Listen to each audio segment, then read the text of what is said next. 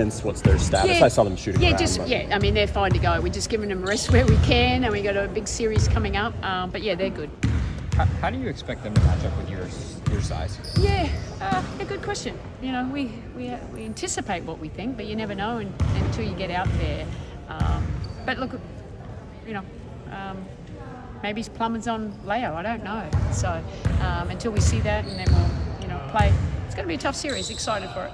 What do you think Alicia Clark brings them? We'll do in this. Well, she's tough. You know, Alicia, she's a bit of a dog out there. Has guarded Stewie in the past. We have to find ways to get Stewie a little bit more movement where we can exploit it a little bit as well. What challenges does the Vegas bench present, especially Tiffany Hayes is great for them? Yeah, a bit of an X factor, isn't she? She's done so well for them. It means, they closed the game the other night with full guards on the court. They're all capable one-on-one players and scorers. So, it's not that you can roam off anyone and overhelp. They're all dangerous. So, it's just another one that it's KYP. Can we handle that? The one-on-one is important for us.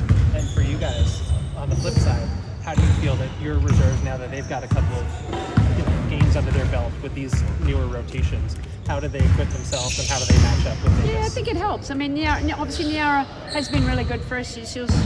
We know she can be solid and give us really big minutes for that. I think she can go to KB, but I'm not afraid to. I think we're trying to win out, and Stewie was doing such a good job there. And KT knows what she's done. She's had her same role all season long, and and then Sluty, that's a luxury that we have, and we can keep pretty good lineups on there.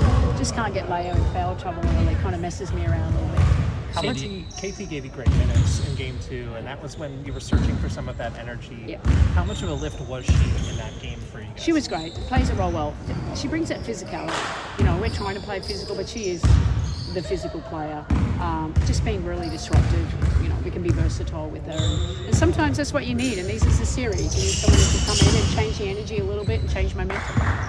Just kind of noticed.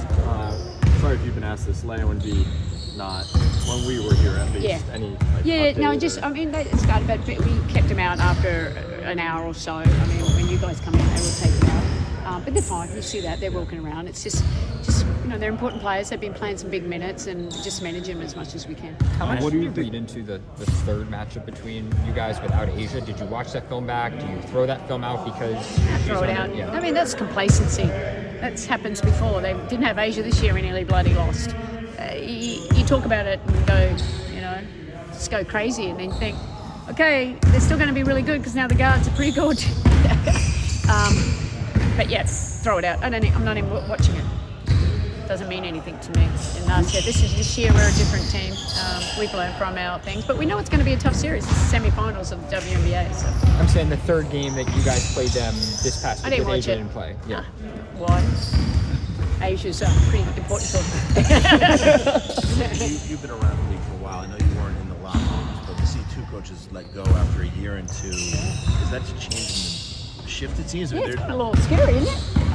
No one's safe in that regard. So I feel like coaching is a tough business, and anyone think, the keyboard warriors out there thinking that they know what it's like to lead a team. No one knows what it's like until you've done it. It's more than X's and O's and everything like that. So I feel it's tough. It's tough. I feel for him. Keithman only got 1 year. That's pretty hard to go in and impact the team in 1 year. But look, they're both really good coaches, and they're going to be back in the league because, you would imagine they've got so many teams coming in too. So, I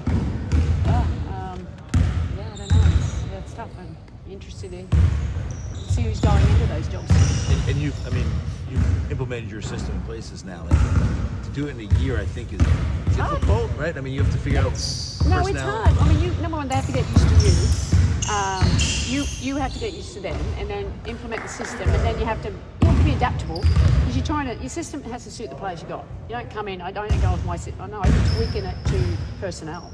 Not like, no, we're going to do this, even though they can't do those skill sets. So, and working it out. I thought, obviously, LA, we lost to LA. I think they got a great young talent, and with the really high pick that they'll get, it's going to be a real attractive spot there. But you need time with young players. We don't get here and be one of the best teams with young players. This is you need talented players and veteran players and understand. But I think you know, Chicago obviously was, you know, a lot of rotation there, but they were at times when they were healthy, they were quite scary.